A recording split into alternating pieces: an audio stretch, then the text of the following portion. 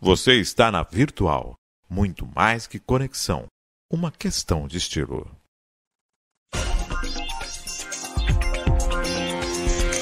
Virtual News.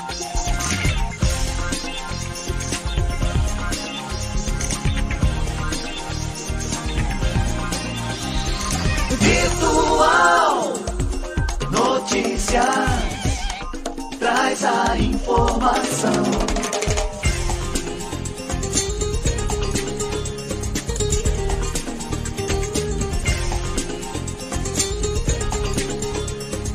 Virtual News.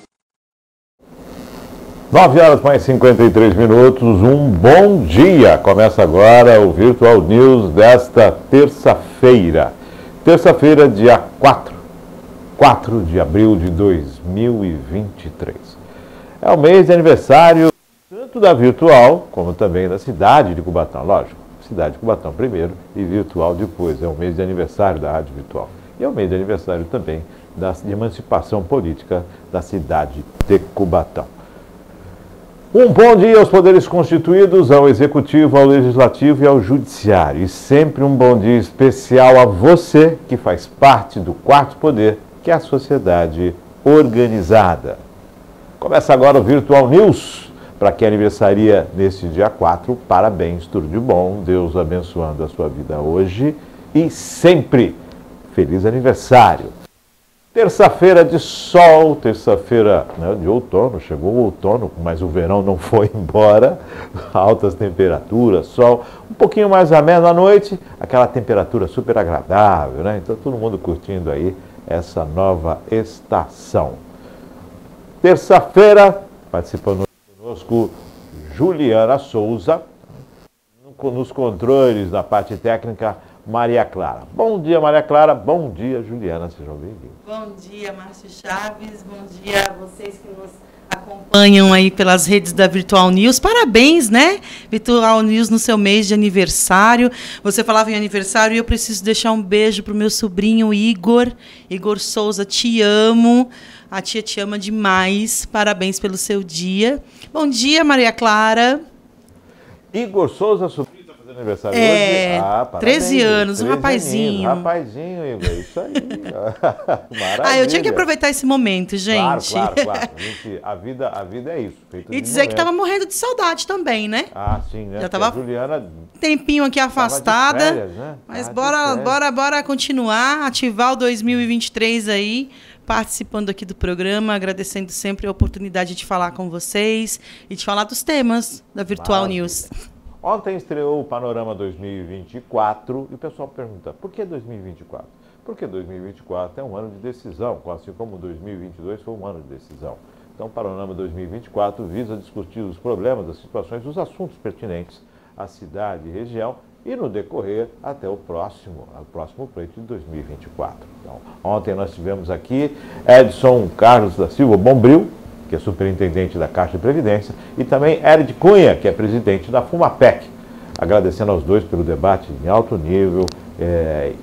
Realmente houve esclarecimentos, houve toda uma condição positiva para debater. Não tivemos interação para que o debate pudesse transcorrer da melhor forma possível, né?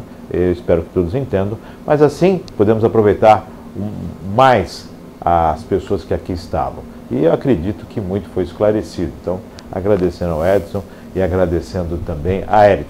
Vai ficar na grade, já na programação da Virtual aí, para que você possa ter acesso ao debate. E o próximo, na próxima segunda-feira, logo mais vamos estar falando a respeito dos participantes do próximo Panorama. Estreou ontem também o programa, o quarto programa da Virtual Empreendedorismo, o especial da MAEC, né, que faz a feira no dia 7 de maio, com a Marlene e também um bate-papo com Wagner Moura.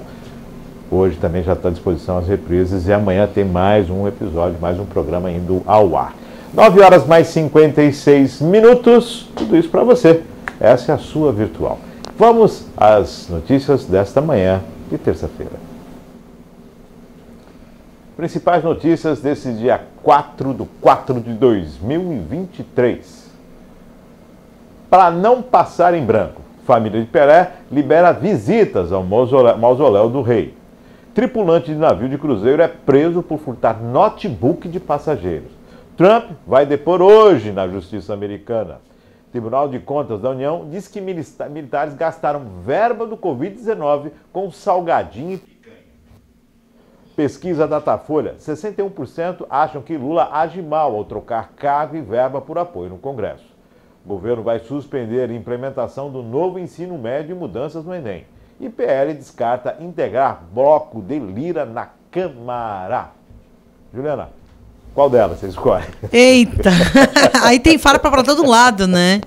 Mas eu acho que, sem dúvida, pensar aí que recurso público foi gasto para salgadinho e picanha é de doer, né? Fora isso também, eu acho que tem sempre essa questão sobre a relação, né, política da presidência com os deputados, essa barganha com cargos e salários e em benefício de votações. Isso é sempre muito complicado, mas faz parte do jogo político, né? Então, acho que o povo brasileiro está começando a recobrar um pouquinho as noções de ética, de moralidade que precisam ter, porque a gente precisa ter nesse país. Esse ato da barganha, negociação política, de todos os aspectos que a gente observa, e lógico, não foi inventado agora. Não, imagina. Isso já vem existindo, existe desde que o Brasil existe, desde que invadiram o Brasil já existe essa política da barganha, né? Troca espelho por ouro e aí vai. E o que acontece? Qual é a ação? Porque, na verdade, a troca em favorecimento do munícipe, do brasileiro, do cidadão, ela não existe, porque o governo é dele. Não deve existir troca em favorecimento do cidadão, porque é para isso que ele elegeu. Só que para fazer essa mudança, mas vai tempo, viu? Bora trabalhar. Vai tempo. Outra situação é o Enem, né? Atenção, essa questão o Enem do Enem também. Na verdade, atenção. eu acho que agora o governo está se estabilizando, né? Tem aí os seus 100 dias chegando, né? Então, algumas determinações do governo anterior vão começar a cair por terra para serem reconstruídas ou refeitas, aprimoradas, ou também pode acontecer o contrário, né? Então a gente precisa acompanhar tudo que acontece para não ficar aí perdendo o trem da história. 9 horas mais 59 minutos. Mais uma matéria nesta manhã. Eu estou olhando para um lado, tem um telão do lado, a câmera está do outro, mas vou me encontrar aqui. Vamos para mais uma matéria. Primeira comissão mista do IMP após pandemia, será instalada no dia 11. Está marcada para o dia 11 de abril a instalação da primeira comissão mista para análise de medida provisória, após 3 anos de tramitação simplificada por conta da pandemia. A comissão é a MP 1154/2023, que restaurou o novo governo e detalhou a estrutura de 31 ministérios e dos 6 órgãos com status de ministérios que integram a presidência da República. A reunião de instalação do colegiado, agendada para as 14 horas e 30 minutos, também deve ter a eleição do presidente e vice-presidente. Tá aí. Começou o Congresso, a gente acabou de falar disso, começou o Congresso a trabalhar e esse trabalho agora essa comissão mista de análise das MPs e a primeira é da criação, quer dizer... É importante falar que começa, né, o ano legislativo de fato, depois das posses aí dos novos deputados e senadores, também, né, os deputados estaduais, então começam esses movimentos, não só das comissões permanentes, mas das comissões provisórias e principalmente as mistas que misturam o Congresso, os integrantes do Congresso, que são os senadores e os deputados, que têm uma composição parecida com o próprio Congresso, né? Quanto mais representantes um partido tem, mais vagas ele também tem dentro dessa comissão mista, mas também é assegurado para eles a vaga dos partidos, das legendas minoritárias, né? Para tentar assegurar aí a participação de todo o colegiado. Por conta da pandemia, era simplificado esse método de análise das MPs e agora vai começar a ter uma tramitação normal ali de debates, de ações em cima das MPs, que são as medidas provisórias emitidas pelo presidente da República para uma determinada determinação que seja emergencial e que tenha aí um período, acho que de 60 dias, para que depois vá para a comissão e a comissão valide e apresente um projeto de lei ou faça a derrubada do MP, né? E aí O governo tem que reestruturar um novo modelo. Essa MP me chama a atenção porque é justamente para analisar a estrutura do governo, né? No sentido de que no anterior governo tínhamos menos ministérios, agora retornam aí alguns ministérios, principalmente no meu caso, em especial, a minha felicidade pelo retorno do Ministério da Cultura, que nunca deveria ter sido desmontado por nenhum governo. Não é uma exclusividade do governo Bolsonaro, o governo Temer também fez uma primeira exclusão do Ministério da Cultura e depois, pela pressão dos movimentos culturais, retornou o Ministério. Durante o governo Bolsonaro não houve, talvez, essa interlocução ou força do movimento, ou luta, né, do movimento. A luta foi num outro lugar. Foi num lugar de vamos nos entender, nos apoiar entre movimento, porque a gente sabe que a gente não consegue o diálogo necessário para assegurar esse instrumento importante que regula as políticas de cultura do país. Mas, voltando no quadro geral, Márcio, o que eu acho que é importante é a gente entender a importância dos poderes e a diferença entre esses poderes.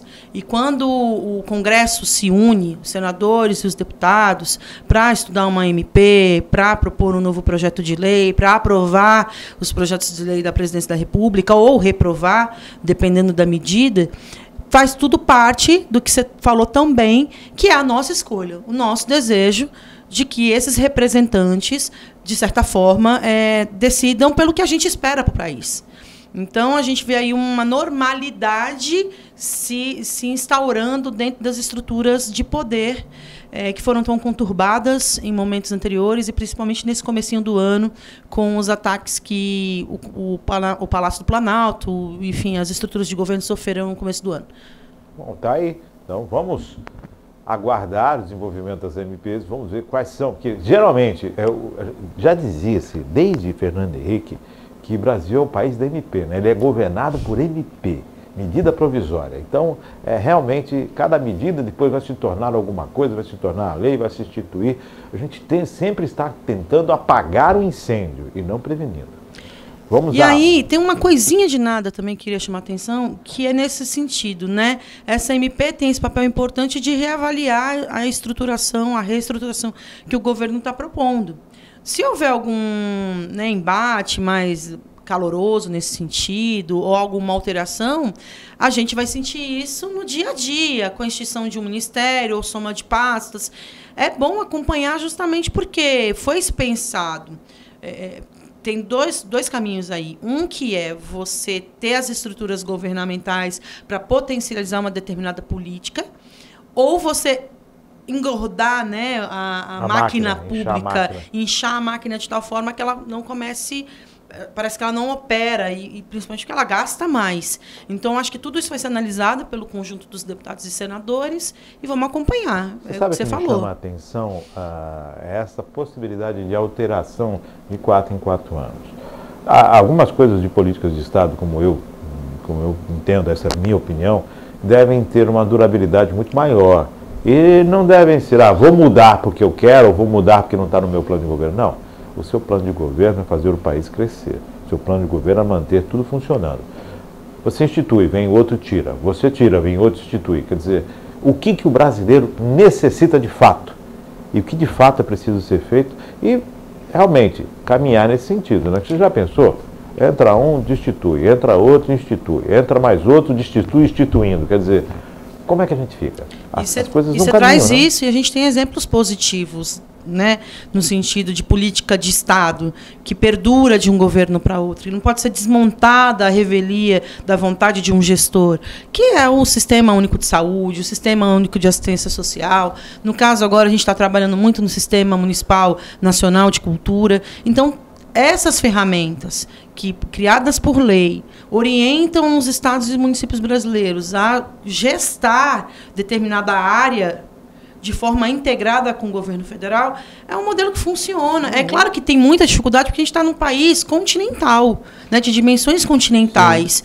Mas, claro, né, com a diversidade de interesses, de partidos e situações, né, essa briga eterna de direita, esquerda, centro, meio, enfim. Alto e baixo, né? Alto e baixo. Mas, de qualquer forma, o que eu acho que a gente precisa, nós, cidadãos, do dia a dia, é entender como isso impacta a nossa vida. O floreado, né, que se faz no campo político, muitas vezes fica distante do nosso dia a dia, da gente entender o quanto isso impacta na hora que eu vou na padaria comprar o pão, na hora que eu vou no açougue comprar a carne, na hora que eu vou pagar a minha conta de luz. São essas coisas que a gente precisa desmistificar na política brasileira para que o cidadão se aproprie e, a partir daí, faça as suas escolhas de forma melhor. Perfeito, Jean, saber o que chega no chão de fábrica. Você falou de políticas públicas, era Bolsa Escola, virou Bolsa Família, Auxílio Brasil, Bolsa Família. E vem recebendo aí alguma coisa a mais de cada governo e se mantendo. Isso é importante.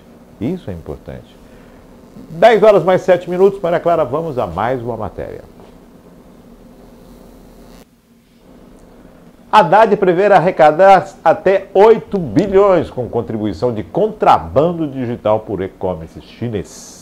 Fernando Haddad prevê arrecadar esses 8 bilhões tributando o contrabando digital. O ministro da Fazenda afirmou ontem que estima arrecadar 8 bilhões na tributação das plataformas de varejo internacionais que driblam as regras da Receita Federal.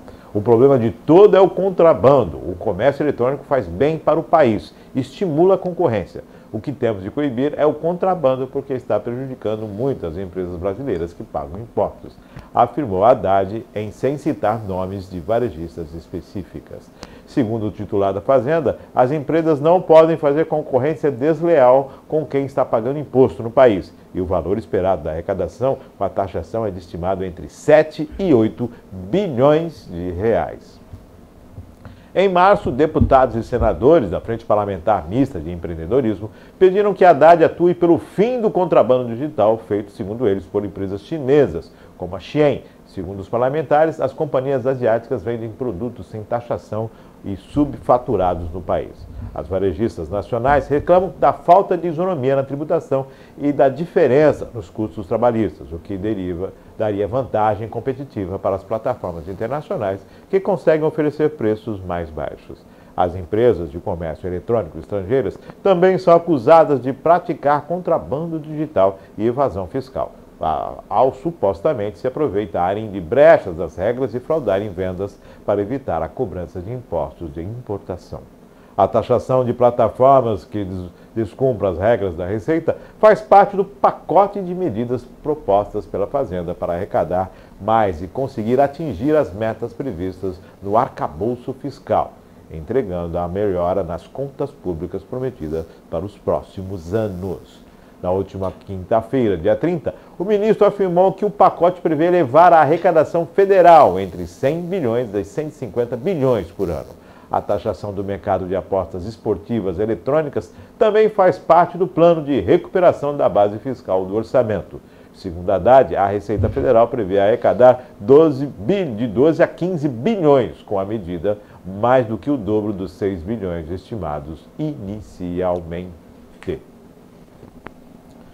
Juliana, arrecadar.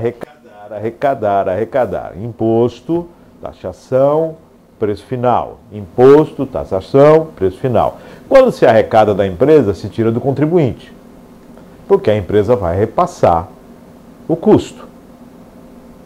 Não tem dúvida. Se você chegar para o dono da padaria e falar, vou subir 10% do teu produto, ele é ok, ele põe 10% a mais no preço. Como correr disso? O governo precisa arrecadar, as empresas precisam ser competitivas. Como fazer? Pois é, essa é uma matemática das mais difíceis, né? Mas o que me chama a atenção na matéria é justamente essa relação de entender o que o mercado, esse mercado paralelo, contrabando, é capaz de fazer com as economias de um país, de um estado, de uma cidade, né? E quando a gente olha essa matéria no sentido da dimensão de tentar chegar nessas pessoas, principalmente ali quando cita uma determinada loja ou uma relação de mercado, principalmente chinês, o que me preocupa muito, Márcio, é a questão do trabalho escravo. Porque o que baixa o preço da produção desse material é o trabalho escravo que ainda existe, que está nos lugares mais escondidos. A gente tá vendo notícia direto no Brasil, inclusive, né? Então, como que a gente faz isso? Como que se entende isso num país tão enorme como a China? Então, a minha maior preocupação nessa área é, sem sombra de dúvida, entender o porquê que os preços são muito abaixo. Então, isso já é um alerta. E segundo, como essas empresas vendem muito por conta desse baixo custo, se não há tributação, o país não arrecada e não vence aí os seus desafios principais. Então, por isso que eu acho que é uma matemática muito difícil. Porque se você taxa, eu vou ter que pagar mais. Mas se eu compro mais barato, eu estou colaborando com práticas que não são, no mínimo, humanitárias. Então, é muito difícil essa matemática econômica. Eu acho que o governo está aí tentando ajustar caminhos, né, para tentar continuar a fazer com que o país cresça, saia da estagnação. É muito difícil quando você faz medidas como essa, porque aí não é só a taxação. Você viu, né? A matéria fala não só da taxação de lojas de comércio digital, mas também das empresas de aposta esportiva, né? Que cresceram absurdamente no país. Então, eu acho que está mexendo em dois caminhos aí que poderiam ajudar o país a arrecadar mais, mas são vesperos que podem dar uma retração aí muito grande também. Vale acompanhar. Eu vou ser bem polêmico agora, Ju. Bora. Eu vou ser bem polêmico agora. A gente sabe que a China, ela é um país comunista e tem um viés capitalista. Né? E assim, no país comunista, os direitos trabalhistas lá parece que não existem. A mão de obra, ela torna-se barata e pelo fato de ser barata, barateia o custo final do produto. E o mundo está se ajoelhando diante da China.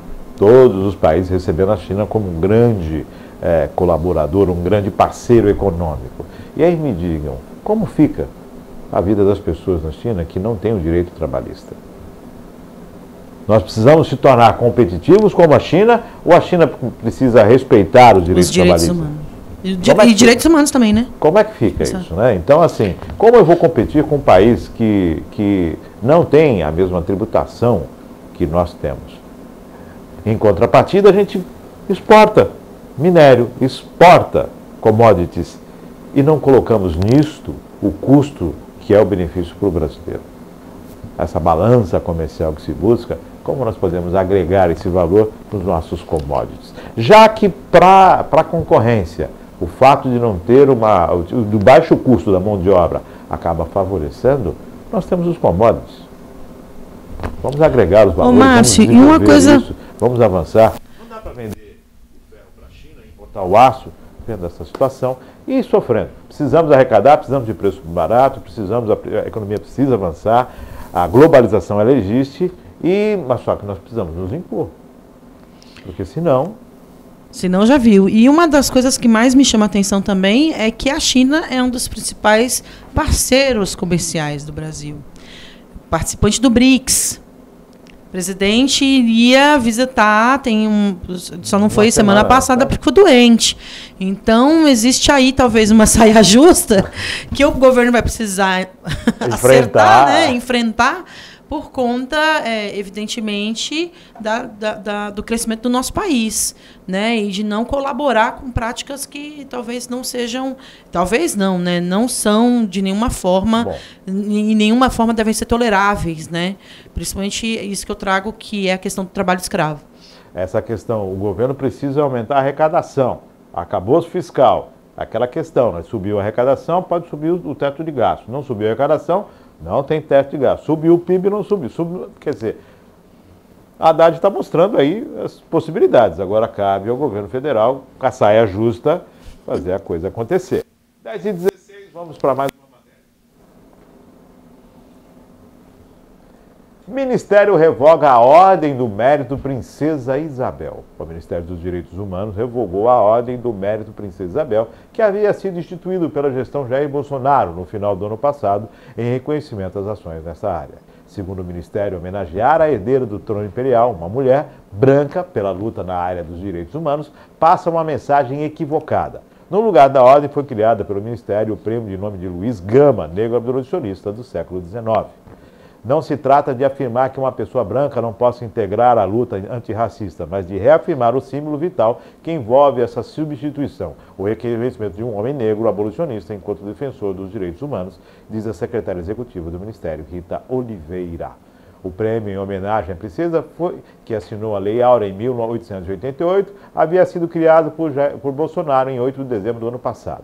A princesa Isabel é tradicionalmente uma figura exaltada pelos conservadores do Brasil, enquanto a esquerda cultiva privilegiar heróis como Zumbi e o próprio Luiz Gama. Antes de você falar, já vou dar minha pitada aqui. Eu entendo toda essa condição e também não entendo. Porque quantos prêmios, quantas homenagens instituídas à mulher com nome feminino existem? E se você substitui Princesa Isabel, qual a mulher negra que poderia estar nesse local? E não um homem. Não com nada contra Luiz Gama, eu estou falando na questão da mulher. Se você acha que não é certo, que promove-se um outro mérito, cria-se uma outra homenagem, né? Amplia-se as homenagens e não substituir desta forma. Porque, na verdade, não é a mulher branca, era princesa, ligada ao império. Não vamos discutir toda a formatação da época, senão a gente vai entrar numa discussão da história, né, Juliana, que tem muitas nuances. Mas eu observo pelo mérito feminino. Pelo mérito feminino. Nós acabamos de sair de março, gente. Nós acabamos de sair do mês internacional da mulher. E aí a gente inicia abril já tirando um título de uma mulher, que independente da situação, de uma mulher, de uma ação de uma mulher. Juliana, fica à vontade. Eu acho que tem aí dois caminhos, né? Primeiro, isso que você traz, que é um ponto de vista apropriado no sentido de a gente entender a visibilidade que precisa ser dada às mulheres brasileiras, principalmente aquelas que tiveram, em algum momento da história, o poder de decisão. A princesa Isabel foi preparada para ser, né? Era a princesa, a reinante presumida, né? Porque não tinha os dois filhos do imperador haviam falecido quando criança, e ela era a herdeira do trono e tinha que ser preparada como tal. Então, uma mulher muito inteligente, uma mulher humanista, mas que simbolizava e simboliza para todo o movimento negro, para todo... Foi a pessoa que permitiu, que fez a lei, mas que não ajudou a pensar a política pública para abrigar essa população no dia após. Então, isso talvez é o que gera tanta divergência entre o papel da princesa Isabel nesse momento específico. Porque todas as vezes que ela esteve regente no país, enquanto o imperador viajava, ela fez decisões importantes, né? A lei do ventre livre, foi avançando nas políticas de reconhecimento da população negra, mas em resposta à grande pressão e à grande luta anti-abolicionista, né? Olha, vamos... abolicionista, vamos acabar com a escravidão, então vamos... O movimento abolicionista era muito grande e ela precisava responder isso. E eu acho que ela foi corajosa quando ela assina esses documentos que talvez o imperador não fosse capaz de assinar. Não, se fosse capaz, já teria feito. Já teria feito durante todo o reinado. Então, eu acho que assim, existe o papel da mulher na decisão. E aí eu acho importante isso que você traz, da gente olhar ela como uma mulher de posição, uma mulher que foi à frente do seu tempo, que tentou, né, dentro das suas decisões, buscar a humanização, mas que estava num país ali em forte ebulição, onde você tinha uma classe conservadora, machista, extremamente forte, machista, e que, inclusive, fez um movimento, junto com os militares da época, pró-proclamação da República. Ela, depois de todas essas medidas mais humanitárias, de pensar, né, um país assim mais de forma mais igual, o movimento cresceu contra a monarquia. Opa, seremos governados por uma mulher? Olha aí. Então, por isso que eu acho que é um lugar muito delicado. Eu acho que o Ministério ele acerta quando coloca nomes importantes como o de Luiz Gama numa ordem de reconhecimento pela luta que teve, é incontestável isso. Mas quando você traz essa questão da mulher, isso também me pega num lugar muito especial. Que é de falar assim, olha, peraí, né? Vamos entender o contexto histórico da época, quem foi aquela figura e de que forma que ela poderia apoiar ou não determinada situação. Acho que acerta quando assina os documentos e promove o olhar para isso. E erra quando não pensa, ou não, aquele conjunto de pessoas que governavam com ela não pensaram em como absorver essa comunidade no dia após. Depois, né? O dia após foi... Abre-se horroroso, as portas, as né? senzalas, e aí você está livre, mas eu vou para onde? Eu vou comer o quê? E aí você vê todos os contratos de vassalagem, né, acontecendo no país. Ou seja, não, você fica aqui, você é livre, mas você trabalha para mim, compra na minha venda, pode dormir aqui no meu quarto e eu vou fazer um desconto do seu pagamento por isso. Aí então, começa toda essa exploração. Exatamente. A gente está falando de quanto tempo de república? E quanto tempo a gente vê modelos como esse existindo no país? Então, acho que a discussão é mais séria, não é só pela troca do nome de uma ordem de mérito. É entender que a luta antirracista, que esses movimentos que a gente precisa fazer para que o povo negro tenha, de fato, o seu lugar dentro da sociedade, é bem mais vertical. Bem mais vertical. Eu assisti um documentário, um filme, né, que fala sobre a Harriet, né, uma negra americana que conseguiu a sua liberdade e trabalhava na libertação de outros. O que eu estou trazendo aqui? Os ícones, né? E eu pergunto, os ícones femininos no Brasil, que não seja somente a princesa, que tenham outros ícones femininos no Brasil. Onde estão esses ícones? Tragam esses ícones, exaltem essas pessoas. Mas eu acho que vai ser pensado isso, viu? Eu acompanho o trabalho do ministro Silvio Almeida desde quando professor, né, universitário, um homem muito culto, um homem negro assim incomparável dentro da sociedade brasileira, que teve as oportunidades corretas e soube utilizar todas essas oportunidades para se formar quanto cidadão brasileiro. O discurso dele na posse foi um discurso dos mais bonitos que eu já ouvi, assim, sobre essa relação de realmente a gente entender direitos humanos nessa convergência de todos os povos e entender que todos fazem parte dessa sociedade e que a gente vai caminhar para isso a gente não pode ter medo desse percurso, sabe, Márcio? Não, de forma alguma. E aí eu acho que esse determinado ponto de trocar o nome de uma ordem de mérito faz parte desse percurso. Até para quem está na gestão disso entender, poxa, peraí, eu fiz isso aqui, mas eu talvez não...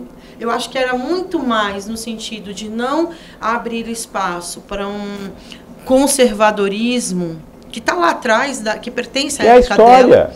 E que faz parte da história. Se ela pudesse reescrever a história, eu já tenho certeza que faria diferente, né? Hoje, com todos os conhecimentos que a gente tem e entendendo como a sociedade brasileira se formou a partir, né, dessa relação que foi feita depois da abolição da escravatura. Então, o que eu acho é que a gente está nesse percurso, a gente não pode ter medo desse percurso. A gente não pode ter medo de dizer, eu não tive acesso, eu errei e eu preciso consertar. Preciso rever, preciso observar. E o movimento negro tem cada vez mais ser embativo, combativo e principalmente esclarecedor. E essa palavra é até não usada no movimento negro, esclarecer.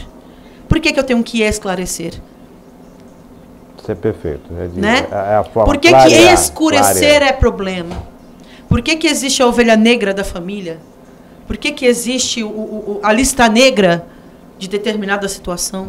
São essas coisas, denegrir, são essas palavras, esse pensamento de que negro é algo sempre que leva para baixo, que a gente precisa mudar. E a luta é todos os dias, gente, todos os dias. Eu sou uma mulher negra que...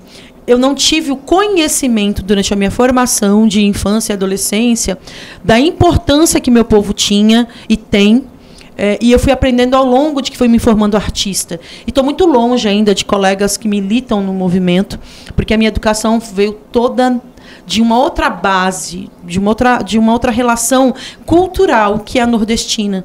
E que não está longe, né, da relação da negritude. Tá no lugar de um povo que também sofre xenofobia, que é o povo nordestino.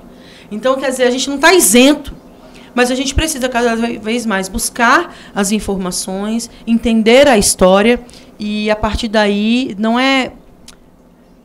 Eu tenho medo da palavra reparação, Márcio. Porque eu acho que existe a reparação, mas existe a construção. É para além, é a gente não deixar... É o equilíbrio. Exatamente. É o equilíbrio, não é reparar, é fazer o equilíbrio, ajustar. Realmente... Mas não fazer esquecer. Por isso que eu tenho medo de reparar por conta disso, porque dá a sensação de que você vai passar uma massa por cima e acabou. E ninguém precisa lembrar. E a gente precisa lembrar. A gente precisa refletir o que essa sociedade foi e é com a comunidade negra. Para que não se cometam os erros. Vamos dar um exemplo da Segunda Guerra Mundial. Eu sempre trago isso aqui. Os campos de concentração ainda existem. São memórias horríveis, mas estão lá para lembrar do que é a capacidade humana. Exatamente. E isso o mundo precisa entender e lembrar disto, para que quando a gente vê uma guerra na Ucrânia e percebe as consequências e o quanto isso pode afetar o mundo como um todo. Então, e não vamos longe, né? O que aconteceu com o nosso povo Yanomami, o que vem acontecendo ao longo de sua história, não é uma questão de gestão X ou Y. É a invisibilidade dos povos originários desse país. Mas olham para a Amazônia e só veem a vegetação. A mata. O garimpo. Agora tem o garimpo, tem tudo isso que está lá. Mas que o papo para a próxima matéria, né? 10 horas para 28 minutos, vamos a mais uma matéria. Tribunal de Contas alerta sobre possível falta de insulina no Ministério da Saúde. O TCU, Tribunal de Contas da União, alerta que pode faltar insulina para diabetes nos estados, porque o estoque do Ministério da Saúde acabará em abril. A informação consta do processo votado pelo órgão na última quarta-feira, dia 29, de relatoria do ministro Vital do Rego. O Ministério da Saúde disse ao TCU que, diante do insucesso das licitações realizadas na gestão do governo Bolsonaro, optou por realizar a compra direta emergencial do produto, em janeiro deste ano, para impedir o desabastecimento. O chamamento público consta do Diário Oficial do último dia 8 de março. Vou voltar aqui no que nós falamos aqui, no ano passado, inclusive, no Virtual News, da questão dos insumos referentes à composição das vacinas. Né? O que acontece? Pandemia, redução, tudo isso desencadeou, né, uma situação que agora vem reverberando. Produção de insumos, redução de vacinas. Como é que fica essa condição? Para você produzir a vacina, você tem que ter a matéria-prima, você tem que ter os insumos. A pandemia fez com que isso retrocedesse. E agora? Agora a insulina pode faltar, e nós falamos sobre a insulina e outros medicamentos o ano passado. A dificuldade da compra. Por quê? Quando você tem uma menor demanda, né, as pessoas vão mais atrás do produto que você tem a oferecer. O que acontece com o produto? Ele sofre alta. E com a alta do preço, você vai vender, é um negócio, vai vender para quem está pagando mais. Então a dificuldade também é essa. Né? Tem mais procura do que oferta. E aí, Juliana? E aí que tem uma palavrinha chamada planejamento também, né?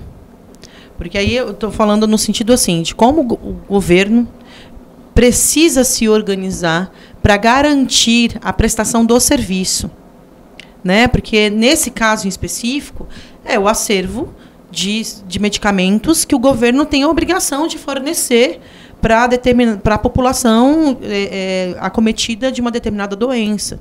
Então, o que precisa agora é organizar a casa para que isso não aconteça, porque a insulina é um dos medicamentos mais necessários por conta do número de pacientes que necessitam diabéticos. Então, se a gente... É uma das doenças que mais acomete. Mais acomete. Inexplicavelmente, uma das coisas que eu fico me perguntando, mas, gente, diabetes, não tem como tratar, não tem... É isso. Se você não tem o medicamento, a pessoa vai começar a ter as reações da doença de forma mais... Nos membros inferiores, nos membros superiores, nas pontas, nas margens. Então, eu acho que não pensar, não planejar, não organizar o uso do recurso público para garantir o mínimo, porque você sabe que a demanda existe, está lá, está no posto de saúde, está no hospital, tem lá a quantidade de pacientes que fazem desse serviço, é um medicamento de uso contínuo. Não há explicação plausível para que essa comunidade que precisa desse medicamento não seja assistida. O nome disso é falta de planejamento. Eu vou começar a fazer uma campanha de incorporação de valores aos nossos commodities. Os insumos. Se bobear para a insulina, tem muita coisa que sai da mata da Amazônia. Tem muita coisa que tem no Brasil aqui. Se nós temos 120 milhões, e desses 120 milhões tem um percentual grande que necessita de insulina, está na hora de começar a imaginar a produção de insumos no país, para vender para o mundo. Deixar de ser um comprador e passar a ser um fornecedor para o próprio país e para o exterior. Por que não? Trazer para cá essa possibilidade. Né? Já que nós temos a matéria-prima, já que nós temos a condição, e por que não?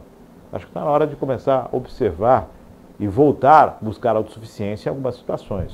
No petróleo, no óleo de soja, que está muito caro, nos insumos. Caríssimo. Né, na medicação, nos insumos.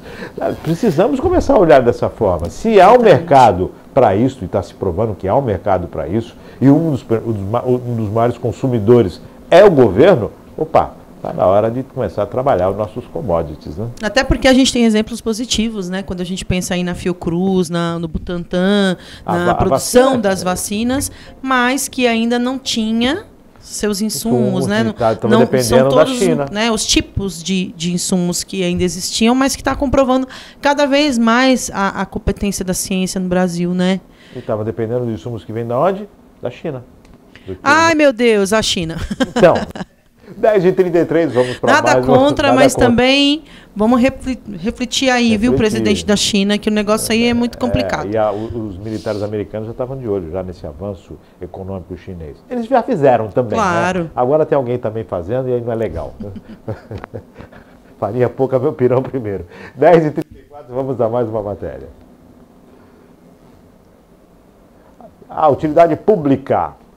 Cubatão amplia a oferta da vacina bivalente para pessoas com comorbidades a partir de 12 anos. A partir desta terça-feira, a dose de reforço contra a Covid-19 da vacina bivalente estará disponível para mais um grupo prioritário, pessoas com comorbidades a partir de 12 anos. A vacina é oferecida em todas as unidades com salas de vacina.